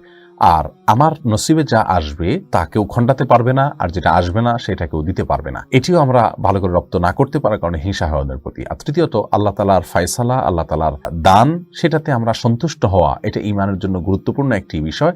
এটা আমাদের না থাকার কারণেও কিন্তু আমাদের মধ্যে হিংসা দেখা দেয়। এই বিষয়গুলো খেয়াল করতে হবে। আর যার প্রতি হিংসা হয় তাকে বরং অতিরিক্ত তার জন্য দোয়া করবেন, তার অগোচরে দেখবেন তার প্রতি আপনার হিংসাটা কেটে যাবে। তার জন্য আরো বেশি কল্যাণ আপনার কাছে আল্লাহর কাছে চাইবেন, মনের বিরুদ্ধে গিয়ে আপনি একটু নিজের বিরুদ্ধে যুদ্ধ করে হলেও এটা করবেন, ইনশাআল্লাহ হিংসা কমে যাবে। আল্লাহ তাআলা রহম করুন আমাদেরকে। এমডি সজীব খান জানতে চেয়েছেন নামাজে আরবি নিয়ত না করে বাংলা নিয়ত করলে কি কোনো সমস্যা হবে না? তো ভাই সজীব, নিয়ত তো অন্তরের বিষয়, ইচ্ছা করা, সেখানে মুখে কোনো কিছু উচ্চারণ করা এটা সালাতের জন্য কোনো জরুরি কোনো বিষয় নয়, সুন্নাহ বা আবশ্যক কোনো বিষয় নয়।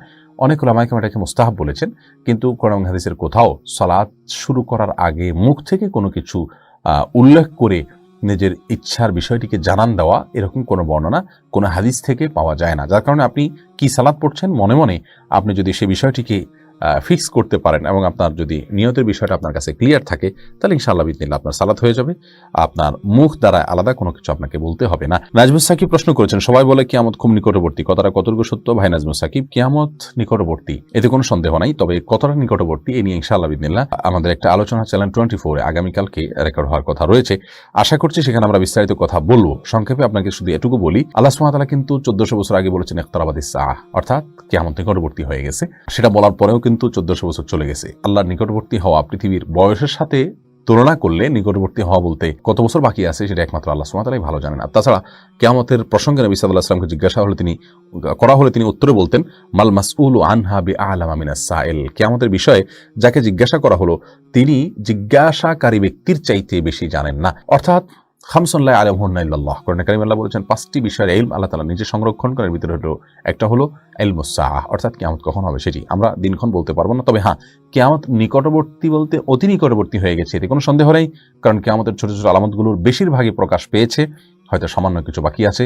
আর বড় আলামতগুলোর একটা প্রকাশ পায়নি, 10টি আলামত বড়, সেগুলো প্রকাশ পেয়ে গেলে কিয়ামত যে একেবারে সন্নিকটই বা আমাদের দোরগোড়া চলে আসছে সেটা আমাদের বুঝতে বাকি থাকবে না। মামুন খন্দকার আপনি জানতে চাইছেন ফরজ সালাতে যেমন জোহর ও আসরের ফরজ নামাজে হুজুর যখন আস্তে সূরা ফাতিহা পড়েন তখন আমরা কি করব? ভাই মামুন খন্দকার, যখন সূরা ফাতিহা আস্তে পড়েন তখন আপনি পড়বেন মনে মনে। এই মতটাকে আমি বেশি অধিক শক্তিশালী মনে করি এবং এই মতটি আব্দুল্লাহ লখনবী রাহিমাহুল্লাহ, শামসুল ফরিদ রাহিমাহুল্লাহ সহ অনেক উলামায়ে কেরাম ব্যক্ত করেছেন। আমার কাছে এই মতটা বেশি যুক্তিযুক্ত মনে হয়। ইমাম সাহেব যেহেতু আস্তে আস্তে পড়ছেন, আমাদের কোনো ডিউটি তখন নাই, তখন আমরা পড়লে ইনশাআল্লাহ বিদিনিল্লাহ অধিক সেটা সঠিকতার নিকটবর্তী হবে। তবে আপনি যদি অন্যান্য উলামায়ে কেরামদের ইজতিহাদের উপরে আস্থা রেখে আপনি ইমামের কেরাতকে আপনার জন্য যথেষ্ট মনে করেন, আপনার সালাত হয়ে যাবে। এ বিষয়ে তার সালাত হবে না, হয় নাই, এরকম কোনো কথা বলার দুঃসাহস দেখানো কোনো মুমিনের জন্য উচিত নয়। কোনো আলেমের ইস্তেহাদের উপরে কেউ যদি আস্থা রাখেন, ভরসা রাখেন, তার ইনশাআল্লাহ বিদিনা নাজাত হয়ে যাবে, আল্লাহর কাছে তার কোনো পাকড়াও সেজন্য হবে না। হাফেজ এমডি মিজানুর রহমান, আপনি জানতে চেয়েছেন শবে মিরাজের রোজা রাখার কোনো বিধান আছে কি না, জানলে উপকৃত হতাম। ভাই হাফেজ মিজানুর রহমান, শবে মেরাজের রোজা বলতে আসলে আলাদা কোনো রোজা নাই, বরং রজব মাসটি সম্মানিত 4 মাসের একটি মাস, যে মাসটি এখন চলছে। এই মাসটিকে আল্লাহ সুবহানাহু ওয়া তাআলা সম্মানিত মাস ঘোষণা দিয়েছেন। যুদ্ধ বিগ্রহ করা উচিত না, ঝগড়াঝাটি করা উচিত না, গুনাহ থেকে বেঁচে থাকার পরে স্পেশাল কেয়ার করা উচিত। আল্লাহ কোরআন কারীমে সূরা তাওবা বলেছেন, ফালা তাযলিমু ফীহিন্না আনফুসাকুম, এই মাসগুলোতে, সম্মানিত মাসগুলোতে নিজের প্রতি তোমরা অবিচার করো না। কিন্তু এর মানে এই নয় যে এই মাসে স্পেশাল বা বিশেষ কোনো আমল আছে। এই মাসে রোজা রাখার জন্য বিশেষ কোনো নির্দেশনা বা বিশেষ কোনো রুটিন আমলে বাইরে অন্য কোনো আমলের নির্দেশ আমাদেরকে দেওয়া হয়নি। অতএব শবে মেরাজ নামে 27শে রজবে যে রোজা রাখা হয়ে থাকে বা রাখার কথা বলে থাকে, এর কোনো বিধান আপনার কোরআন সুন্নাহ দ্বারা প্রমাণিত নয়। এটাকে কেউ সুন্নাহ বা জরুরি মনে করলে বরং একটা বিদআত হবে। মোহাম্মদ ইয়াসিন জানতে চেয়েছেন ওযু ছাড়া কোরআন মাজিদ ধরা যাবে কিনা। ভাই, ওযু ছাড়া কোরআন মাজিদ ধরা যাবে না, এটাই হলো বিশুদ্ধতম মত। যদিও কোনো কোনো আলেমরা বা কোনো কোনো মানুষ বলে থাকেন ওযু ছাড়া কোরআন স্পর্শ করা যাবে। বিশেষ করে যারা হাদিসকে অস্বীকার করেন তারা এই মতটাকে খুব জোরে সোরে বলেন যে ওযু ছাড়া কোরআন ধরা যাবে। কিউআরএফ বা কোরআন রিসার্চ ফাউন্ডেশন এর অনুসারীরা এই মতটিকে খুব বেশি করে প্রচার করেন। তাদের অনেক বক্তা বেশ জনপ্রিয় আছেন অনেকেই, তারা মাহফিলগুলোতে এটা বলে বেড়াচ্ছেন যে ওযু ছাড়া কোরআন স্পর্শ করা যায়। কোরআন স্পর্শ করা নিষেধ ওযু ছাড়া, এর একমাত্র দলিল লা ইয়ামাসসুল মুতাহহারুন নয়, বরং এর বাইরে বিভিন্ন আসার আছে, বিশুদ্ধ সূত্রে বর্ণিত বিভিন্ন হাদিস আছে, যেগুলো দ্বারা প্রমাণিত হয় ওযু ছাড়া বিনা ওযুতে কোরআন স্পর্শ করা নিষিদ্ধ। অতএব শুধুমাত্র কোরআন নয়, বরং হাদিস ও ইসলামের শরিয়াত দলিল, সেই ভিত্তিতে আমরা বলবো ওযু ছাড়া কোরআন স্পর্শ করা যায় না। এই মতটি শক্তিশালী এবং গ্রহণযোগ্য, এটাই সংখ্যাগরিষ্ঠ ওলামাদের মত। এরপরে নার্গিস মুক্তা, আপনি জানতে চেয়েছেন প্রাথমিক বিদ্যালয়ের ছাত্রদের সামনে কতটুকু পর্দা করতে হবে। প্রাথমিক বিদ্যালয়ের ছাত্ররা যদি বালেগ হয়ে যায়, প্রাপ্তবয়স্ক হয়, এমনটি মনে হয়, তাদের সামনে তো পরিপূর্ণ পর্দা করতে হবে। আর যদি তারা প্রাপ্তবয়স্ক নাও হয়, কিন্তু আপনার প্রাপ্তবয়স্ক হওয়ার কাছাকাছিও থাকে, তবুও তাদের সাথে পরিপূর্ণভাবে পর্দা করা উচিত। আর যদি সে পর্যায়ে না থাকে, তাহলে তারা তাদের সামনে পর্দা না করলেও চলবে, তবে যথাসম্ভব নিজেকে ঢেকে ঢুকে তাদের শিক্ষকতা করা বা তাদের সামনে যাওয়া উচিত হবে। এরপরে এমডি আজিজুর রহমান, আপনি জানতে চেয়েছেন যদি কেউ শিরক করে পরে তওবা করে, তার গুনাহ কি মাফ হবে? শিরক করার পর যদি তওবা করেন, অবশ্যই আল্লাহ তাআলা গুনাহ মাফ করবেন। কোরআন কারীমে আল্লাহ যে বলেছেন, ইন্নাল্লাহা লা ইয়াগফিরু আন ইউশরাকা বিহি ওয়া ইয়াগফিরু মা দুনা যালিকা লিমান ইয়াশা, যে আল্লাহর সঙ্গে শিরক করবে আল্লাহ তাআলা তাকে ক্ষমা করবেন না, আর শিরক ছাড়া অন্য অপরাধ যেগুলো আছে সেগুলো আল্লাহ যাকে ইচ্ছা তাকে মাফ করবেন। এই আয়াতের উদ্দেশ্য হলো শিরক করে যদি কেউ মারা যায় তওবা ছাড়া, সেই ব্যক্তির কথা বলা হচ্ছে। কিন্তু শিরক করে তওবা করলে অবশ্যই আল্লাহ মাফ করবেন। আমাদের সাহাবীদের ভিতরে বড় একটা অংশ যারা একসময় শিরক করতেন, কিন্তু পরবর্তীতে আল্লাহ সুবহানাহু ওয়া তাআলা তাদেরকে হেদায়েত দিয়েছেন, ঈমান এনেছেন, তারা তওবা করেছেন, আল্লাহ তাআলা তাদের সবাইকে ক্ষমা করেছেন। অতএব শিরক করে যদি কেউ তওবা করে, তাহলে আল্লাহ তাআলা অবশ্যই তাকে ক্ষমা করবেন। এরপরে প্রশ্ন হলো রাশিদুল ইসলামের, তিনি জানতে চেয়েছেন হুজুর সংসারে অভাব থাকলে করণীয় কি? ভাই রাশিদুল ইসলাম, সংসারে যদি অভাব থাকে, আল্লাহ মাফ করুন, অভাব অনটন দূর করবার জন্য অনেকগুলো পদ্ধতি আছে, পন্থা আছে, রিজিকে বরকত আসার অনেকগুলো উপায় আছে। এই বিষয়ে আমাদের একটা ভিডিও রয়েছে আমাদের ইউটিউব চ্যানেলে এবং আমাদের ফেসবুক পেজে, আপনি সেই ভিডিওর সাহায্য নিতে পারেন, সেখানে শুনতে পারেন, বিস্তারিত অনেকগুলো আমলের কথা আমরা বলেছি, সেগুলো করতে পারেন। তবে সবচাইতে গুরুত্বের সাথে যে করতে বলবো তা হলো সম্পূর্ণ আল্লাহর উপরে আস্থা এবং ভরসা রেখে পরিপূর্ণ মনোযোগিতার সাথে যে কোনো কাজকে ছোট মনে না করে আপনি কাজ শুরু করে দিবেন এবং পরিপূর্ণরূপে পরিশ্রম করবেন, ভালো করে পরিশ্রম করবেন। কারণ এটা হাদিস দ্বারা জানা যায়, ইন্নাল্লাহা ইউহিব্বু আমিলা আহাদুকুম আমালান আইয়ুতকিনাহু, যে কোনো কাজ যদি কেউ করে ভালো করে করলে আল্লাহ তাআলা পছন্দ করেন। আমরা অনেকেই যারা দিন প্র্যাকটিস করে থাকি, আমরা মনে করি হালকা পাতলা পরিশ্রম করবো, আল্লাহ তাআলা দিয়ে দিবেন না। আল্লাহ সুবহানাহু ওয়া তাআলা দুনিয়াতে যে যত বেশি আপনার সুন্দরভাবে, উত্তম রূপে, যত বেশি সিরিয়াসনেসের সাথে কাজ করবে, আল্লাহ তাআলা তাকে তত বেশি দিবেন। এটাই হলো আল্লাহ সুবহানাহু ওয়া তাআলার সুন্নাহ, এর ব্যতিক্রম আল্লাহ করে থাকেন। কিন্তু আমাদেরকে সুন্নাহ, আল্লাহ সুবহানাহু ওয়া তাআলার যে সাধারণ নিয়ম আছে সেটাকে ফলো করে চলতে হবে। এটা খুব বেশি পরিশ্রম করতে হবে, ভালো করে হালাল উপার্জনের জন্য আল্লাহ তাআলা বারাকাত দিবেন ইনশাআল্লাহ বিইذনিল্লাহ। আর এর মাধ্যমে, এর বাইরে হালাল উপার্জন বৃদ্ধি পাওয়ার জন্য সিলা রহিমি করা বা আত্মীয়তার সম্পর্ককে রক্ষা করা, এটা গুরুত্বপূর্ণ আমল। নবী সাল্লাল্লাহু আলাইহি ওয়াসাল্লাম বলেছেন, বুখারীতে বর্ণিত হয়েছে, মান সাররাহু আন ইউবসাতা লাহু ফি রিজকিহি আও ইউনসা লাহু ফি আথারিহি ফালিয়াসিল রাহিমাহু, যদি কেউ চায় তার রিজিক বাড়িয়ে দেওয়া হোক, তার হায়াত বাড়িয়ে দেওয়া হোক, তাহলে সেই জন্য আত্মীয়তার সম্পর্ককে বিল্ড আপ করে, মজবুত করে। এর বাইরে অনেকগুলো আমল আছে, আপনি ভিডিওটা শুনে নিলে ইনশাআল্লাহ সেখান থেকে বিস্তারিত জানতে পারবেন। দোয়া করি আল্লাহ সুবহানাহু ওয়া তাআলা আপনার রিজিকের অনটন দূর করে দিন। মঈন মোহাম্মদ, আপনি জানতে চেয়েছেন খাবারের আগে বিসমিল্লাহ বলবো নাকি বিসমিল্লাহির রহমানির রহিম বলবো। ভাই, এ নিয়ে দুই রকমের ব্যাখ্যাই আছে। নবী সাল্লাল্লাহু আলাইহি সাল্লাম সাম্মিল্লাহ এটুকু বলেছেন। এক ব্যক্তি খাবার খাচ্ছিলেন, তাকে বা খাবার খাওয়া প্রসঙ্গে নবী সাল্লাল্লাহু আলাইহি সাল্লাম বলেছেন সাম্মিল্লাহ, মানে আল্লাহর নাম নাও। এখানে সাম্মিল্লাহ আল্লাহর নাম নেওয়া হতে পারে, পুরো বিসমিল্লাহ পড়াটাও হতে পারে। এজন্য আপনি বিসমিল্লাহ বলে শুধু যদি খাবার গ্রহণ করেন তাতেই আপনার সুন্নাহ আদায় হয়ে যাবে। আর যদি বিসমিল্লাহ পুরোটাই পড়েন তাহলে আরও ভালো, কোনো অসুবিধা নেই ইনশাআল্লাহ বিইذনিল্লাহ। তবে শুধু বিসমিল্লাহ বললেই আপনার এই বিসমিল্লাহ পাঠ করে খাবারের যে বিষয়টি সেটি আদায় হয়ে যাবে ইনশাআল্লাহ। এরপরে প্রশ্ন দেখতে পাচ্ছি এমডি দেলোয়ার হোসেন আপনি জানতে চেয়েছেন, নবীদের জীবনী নিয়ে যে মুভিগুলো আছে এগুলো দেখা কি জায়েজ আছে? মোটেও জায়েজ নাই ভাই দেলোয়ার। নবীদের বা আম্বিয়া আলাইহিস সালাতু ওয়াস সালামের জীবনী নিয়ে যে সমস্ত মুভিগুলো হয়ে থাকে এগুলোতে নানাবিধ ক্ষতি আছে। সর্বপ্রথম কথা হলো এগুলোতে নারী চরিত্রে অনেকে অভিনয় করে থাকেন, একজন পুরুষের জন্য সেগুলো দেখা হারাম, সন্দেহ নাই। আবার ম্যাক্সিমাম ক্ষেত্রে এগুলোতে মিউজিকের উপস্থিতি থাকে, আবার এগুলো দেখতে গেলে মাঝে বিভিন্ন রকমের হারাম অ্যাড দেখতে হয়, সেই যেগুলো হারাম। আবার এগুলোর মাধ্যমে অনেক সময় অনেক নবীদের, আল্লাহ সুবহানাহু ওয়া তাআলার প্রিয় বান্দাদের চরিত্র অন্য মানুষরা মানে তাদের চরিত্রে অভিনয় করে থাকেন, এবং তাদের চরিত্রে অভিনয় করা এটা তাদের শানে অপমান করা, তাদের শানকে মর্যাদাকে নামানো, এবং এটাকে পৃথিবীর বেশিরভাগ আহলুস সুন্নাহ জামাতের স্কলারগণ এটাকে নাজায়েজ বলেছেন। বিধায় এগুলো দেখা উচিত নয়। আমরা যদি হিস্ট্রি জানতে চাই তাহলে সেক্ষেত্রে আমাদের জন্য বিকল্প ব্যবস্থা রয়েছে, আমরা বিভিন্ন বই পুস্তক পড়তে পারি। এটা হলো সেই হিস্ট্রি জানার সবচাইতে বড় উপায়। আর সবচেয়ে বড় কথা হলো সমস্ত ফিল্ম ইত্যাদিতে প্রকৃত হিস্ট্রি থাকে না, অনেক সময় বিকৃত থাকে, অনেক সময় পরিবর্তিত থাকে। আল্লাহ আমাদের হেফাজত করুন। এরপরে প্রশ্ন করেছেন হাফিজ মিশতা, আপনি জানতে চেয়েছেন পরীক্ষা নকল করা কার হক? পরীক্ষায় নকল যদি করেন আপনি কার হক নষ্ট করলেন? আপনি এখানে বান্দার হক নষ্ট করেছেন, আল্লাহর হক নষ্ট করেছেন। আপনি আল্লাহর একটা নির্দেশ লঙ্ঘন করেছেন। আল্লাহর পক্ষ থেকে রাসূল করিম সাল্লাল্লাহু আলাইহি ওয়াসাল্লাম বলেছেন, মান গাশা ফালাইসা মিন্না, যে ব্যক্তি কাউকে প্রতারণা করে সে আমার উম্মত নয়। তাছাড়া মিথ্যা কথা বলতে আল্লাহ সুবহানাহু ওয়া তাআলা নিষেধ করেছেন। অতএব আপনি এখানে নকল করা মানে হলো চুরি করা, প্রতারণা করা, যেগুলো আল্লাহ তাআলার আদেশ লঙ্ঘন করা, সেই সব আল্লাহর হক আপনি নষ্ট করেছেন। সেই সাথে আপনি বান্দার হক নষ্ট করেছেন, এই অর্থে যে আপনি যা নন, আপনি নকলের মাধ্যমে সেই জায়গাটা আপনি দখল করেছেন।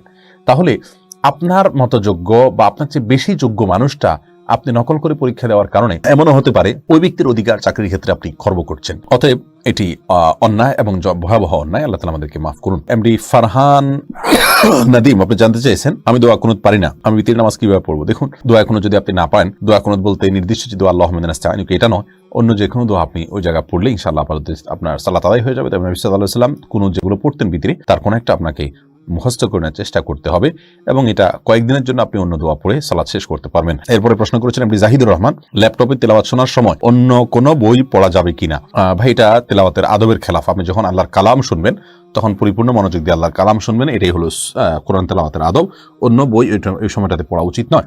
আমরা কারোর কথা শুনতে শুনতে অন্য কোনো কাজ করলে সেটা নিশ্চয়ই কেউ পছন্দ করবেন না। তো আল্লাহ সুবহানাহু ওয়া তাআলার কালাম শুনতে শুনতে অন্য কোনো বই পড়া উচিত নয়। এরপরে প্রশ্ন করেছেন রাজি হোসেন, আপনি জানতে চেয়েছেন মাস্ক পরে সালাত আদায় করা যাবে কিনা? যদি আপনার ভয় হয়, আতঙ্কগ্রস্ত থাকেন আপনি, আপনার শঙ্কা যদি হয় যে আমি মাস্ক না পরলে এই সময় আমার বিপদ হতে পারে, বা বিপদ যদি এই পর্যায়ে পৌঁছে যায় কোনো সমাজে, ইনশাআল্লাহ মাস্ক পরে সালাত আদায় করলে সালাত হয়ে যাবে। তবে স্বাভাবিক অবস্থায় মাস্ক পরে সালাত আদায় করা নিষিদ্ধ, বরং স্বাভাবিকভাবে মুখ খোলা রেখে সালাত আদায় করতে হবে। মুখ বন্ধ রেখে সালাত আদায় করা মাকরুহ। সালাত হয়ে যাবে ইনশাআল্লাহ। কিন্তু যদি আমাদের এই যে করোনা ভাইরাসের যে পরিস্থিতি চলছে, এরকম কোনো পরিস্থিতিতে শঙ্কার জায়গা থেকে আপনি মাস্ক পরেন, তাহলে ইনশাআল্লাহ বিইذনিল্লাহ আপনার এটাতে কোনো অসুবিধা হবে না। এরপরে মোহাম্মদ আরশাদ, আপনি জানতে চেয়েছেন আমরা দুই ভাই এক বোন, আমার মায়ের কিছু সম্পদ আমরা পেয়েছি, এখন কে কতটুকু ভাগ পাবে? আমার আম্মা এখন বেঁচে আছেন, যদি একটু জানাতেন। ভাই মোহাম্মদ আরশাদ, আপনারা যে দুই ভাই এবং এক বোন আছেন, আপনাদের আর কে কে আছে আমাকে সেটা জানাতে হবে।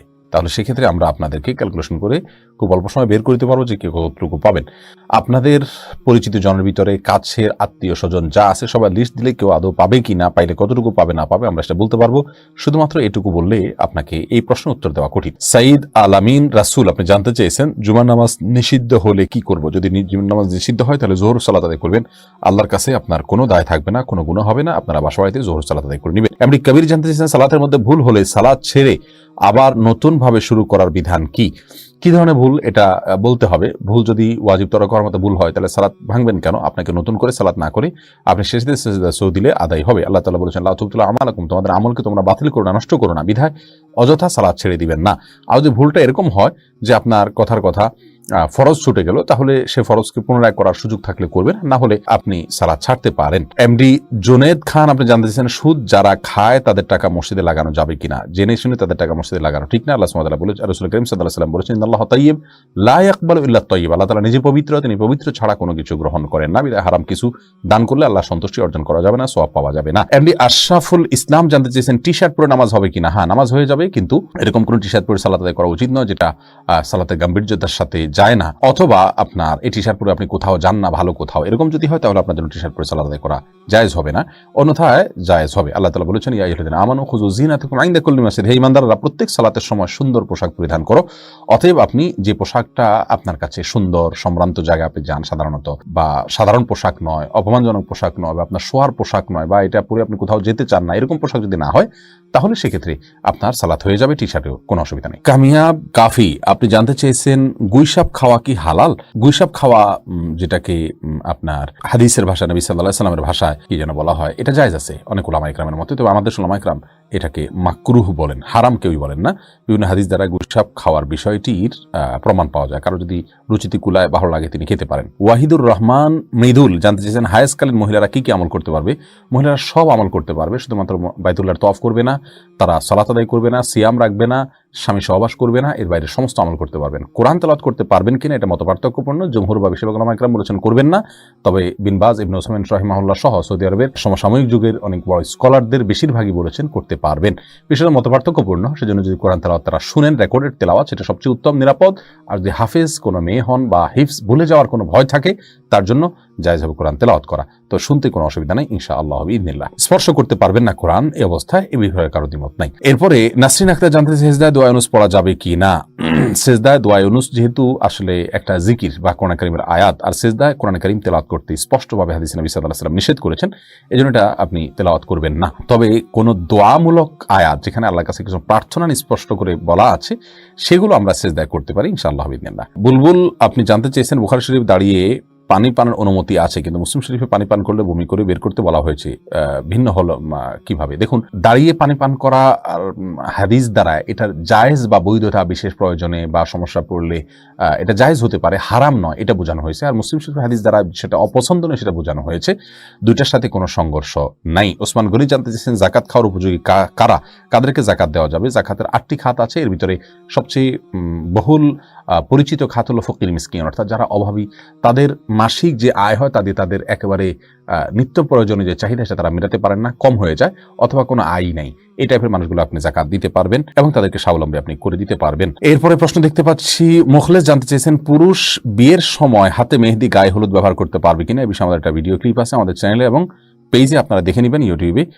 পুরুষের জন্য মেহেদি ব্যবহারের বিধান, পুরুষ মেহেদি ব্যবহার করবেন না, এটা মেয়েদের জন্য সুন্নাহ। নবী সাল্লাল্লাহু আলাইহি ওয়াসাল্লাম এক মেয়ের মেহেদি না দেখে বলছেন তুমি কেন মেহেদি ব্যবহার করো নাই, কিন্তু এই সাজসজ্জা যেটা পুরুষ মেয়েদের জন্য রয়েছে সেটা পুরুষদেরকে সেই বেশভূষা ধারণ করা নিষেধ, কারণ নবী সাল্লাল্লাহু আলাইহি ওয়াসাল্লাম অভিশাপ করেছেন ওই সমস্ত পুরুষদের জন্য যারা মেয়েদের বেশভূষা ধারণ করে। এরপর ওসমান গনি প্রশ্ন করেছেন প্রতিবেশী কোনো হিন্দু গরিবকে জাকাত দেওয়া যাবে কিনা। হিন্দু ব্যক্তিকে জাকাত দেওয়ার বিধানটি আছে না রহিত হয়ে গেছে? অনেক হানাফি উলামা ইকরাম বলেন রহিত হয়ে গেছে। মুআল্লাফাত কুলুব এর বিষয়টি এখন আর নাই। তবে এর বিপরীতে অনেক উলামা ইকরাম বলে থাকেন না, এটি রহিত হয়নি, বরং আমরা এখনো কোনো অমুসলিমদেরকে জাকাত দিতে পারি, এই উদ্দেশ্যে যে জাকাত দিলে যদি তারা ইসলামের প্রতি দুর্বল হবে, ইসলামের প্রতি সদয় হবে, আন্তরিক হবে, তাদের ক্ষতি থেকে বাঁচার জন্য, অথবা তাদেরকে ইসলামের দিকে দাওয়াত দেওয়ার জন্য এটা উসিলা হবে, মাধ্যম হবে, সেই উদ্দেশ্যে আমরা যদি জাকাত দিই তাহলে দিতে পারবো। এরপরে প্রশ্ন করেছেন জেসমিন আরা মৌসুমী, আপনি জানতে চেয়েছেন ইসলামিক দৃষ্টিতে কোনো ব্যাংকে টাকা ডিপোজিট রাখা জায়েজ কিনা, অনেকেরই জানার ইচ্ছা। ইসলামী ব্যাংকে আপনি ইসলামী দৃষ্টিতে কোন ব্যাংকে টাকা ডিপোজিট রাখা, দেখুন কোন ব্যাংকে রাখবেন সেটা আপনার ব্যাপার, তবে যে কোনো ইসলামী ব্যাংকে আপনাকে টাকা রাখতে হবে। সুদ ভিত্তিক যে সমস্ত কনভেনশনাল ব্যাংক আছে সেগুলোতে আপনি টাকা রাখবেন না, কারণ সেখানে রাখা মানে হলো সুদকে সহায়তা করা। আর ইসলামী ব্যাংকগুলো যতই তাদের ভুল ত্রুটি থাকুক না কেন, তারা সুদের বিরুদ্ধে ক্যাম্পেইন করেন, সুদ হারাম এই ধারণাকে তারা সমাজে প্রতিষ্ঠিত করার চেষ্টা করেন, যার কারণে আপনার পয়সা সেখানে দেওয়ার চেষ্টা করতে হবে ইনশাআল্লাহ বিইذনিল্লাহ। মোহাম্মদ ফাজলুল করিম জানতে চেয়েছেন গোসলের আগে ওযু করলে গোসলের সময় লজ্জাস্থানে হাত লাগে বা পরিষ্কার করার জন্য হাত লাগে, তাহলে কি গোসল শেষে আবার ওযু করতে হবে? যে অনেক উলামা ইকরামের মতে মান মাসসা ফারাজাহু ফালিয়াতাওয়াজ্জা, যে ব্যক্তি তার লজ্জাস্থানে স্পর্শ করে কোনো কিছুর আড়াল ছাড়া সরাসরি হাত দিয়ে তার উজু আবার করতে হবে, তার উজু ভঙ্গ হয়ে যায়, এরকম বর্ণাকে সামনে রেখে অনেক ওলামা ইকরাম এটাকে উজু ভঙ্গের কারণ হিসেবে বলেছেন। তাদের সাথে অবশ্যই আপনাকে উজু করতে হবে পুনরায়। তো আমাদের ওলামা ইকরাম বা ওলামায়ে আহনাফ এটাকে উজু ভঙ্গের কারণ হিসেবে গণ্য করেন না, এবং তারা এর বিপরীতে বিভিন্ন হাদিসকে দাঁড় করানো এবং বিভিন্ন জবাব দিয়ে থাকেন। তাদের মতে আপনার ওযু ভঙ্গ হবে না। হাসিব ইব্রাহিম জানতে চেয়েছেন, যদি ছাগল সদকা করার নিয়ত করলাম, এখন কি ক্যাশ টাকা কোনো গরিবকে দান করতে পারবো নাকি ছাগল দিব? আপনি নিয়ত করলে নিয়ত তো পরিবর্তন করা যায়। মান্নত করে থাকেন তাহলে আপনাকে সাদকাই ছাগলে দিতে হবে, ছাগলে জবাই করতে হবে বা ছাগলে দিতে হবে, টাকা নয়। এরপরে এল শাহেদ আপনি জানতে চেয়েছেন, কোন কোন কারণে গোসল ফরজ হয়? গোসল ফরজ হয় মাসিক থেকে পবিত্র হলে, নেফাস থেকে পবিত্র হলে, এবং কোনোভাবে বীর্যপাত হলে, এবং আপনার স্ত্রী সহবাস করলে। মুখতার আহমেদ কয়রা আপনি জানতে চেয়েছেন, সোয়াসে বলে কোনো কিছু নাই, প্রথম ওটটির রোগ কোথা থেকে এসেছে, তারপরেও কেন এত কিছু বলা হচ্ছে? দেখুন, হাদিসে লা আদওয়া ওয়ালা তিয়ারাতে বলা হচ্ছে কোনো ছোঁয়াচে নেই, এটা বলে বোঝানো হয়েছে মূলত যে কোনো রোগের নিজস্ব ক্ষমতা নেই ছোঁয়াচে হওয়ার। কিন্তু রাসূল করিম সাল্লাল্লাহু আলাইহি সাল্লামের বিভিন্ন হাদিস দ্বারা বোঝা যায় যে আল্লাহ সুবহানাহু ওয়া তাআলার ফয়সালা হলে এক রোগ একজন থেকে আরেকজনের মধ্যে যেতে পারে। বিভিন্ন রোগের ভিতরে এই দিকটা রয়েছে, ছোঁয়াচের হওয়ার বিষয়টি প্রমাণিত। এটি নবী সাল্লাল্লাহু আলাইহি সাল্লামের বিভিন্ন হাদিস থেকে জানা যায়। তিনি বলেছেন যে ছোঁয়াচে রোগের রোগী থেকে তুমি পলায়ন করো, যেভাবে বাঘ থেকে পলায়ন করো। এরকম বিভিন্ন হাদিস দ্বারা, অগণিত হাদিস রয়েছে যেগুলো দ্বারা এমনটি বোঝা যায়। হ্যাঁ, যে হাদিসে তিনি বলেছেন যে প্রথম ওটের কোত্থেকে আসলো, আসলে তিনি বোঝাতে চেয়েছেন যে ছোঁয়াচেকে মৌলিকভাবে আপনার একজন মানুষের অসুস্থ হওয়ার জন্য কারণ হিসাবে চিহ্নিত করা বা মনে করা, এটা একজন মুসলমানের ইমানের সঙ্গে যায় না, সে বিষয়টিকে তিনি নিশ্চিত করেছেন। আহমেদ ইকরা আপনি জানতে চেয়েছেন, আমি অবিবাহিত স্বপ্নে সহবাস দেখি এবং এমন স্বপ্ন দেখলে আমার খুব খারাপ লাগে, শুনেছি স্বপ্নে সহবাস দেখলে বিয়ে হয় না। না, এরকম কোনো কথা, এটা কুসংস্কার। আপনি এরকম যদি কোনো কিছু দেখেন, এটা আপনার গুনাহ হবে না, কারণ এটি আপনার ইচ্ছায় হচ্ছে না। কাজল আপনি জানতে চেয়েছেন, ঋণ থেকে মুক্তি পাবো কিভাবে? আল্লাহ সুবহানাহু ওয়া তাআলার কাছে দোয়া করতে থাকুন, আল্লাহুম্মা ইন্নী আউযু বিকা মিনাল হাম্মি ওয়াল হাযানি। এই দোয়াটি আপনি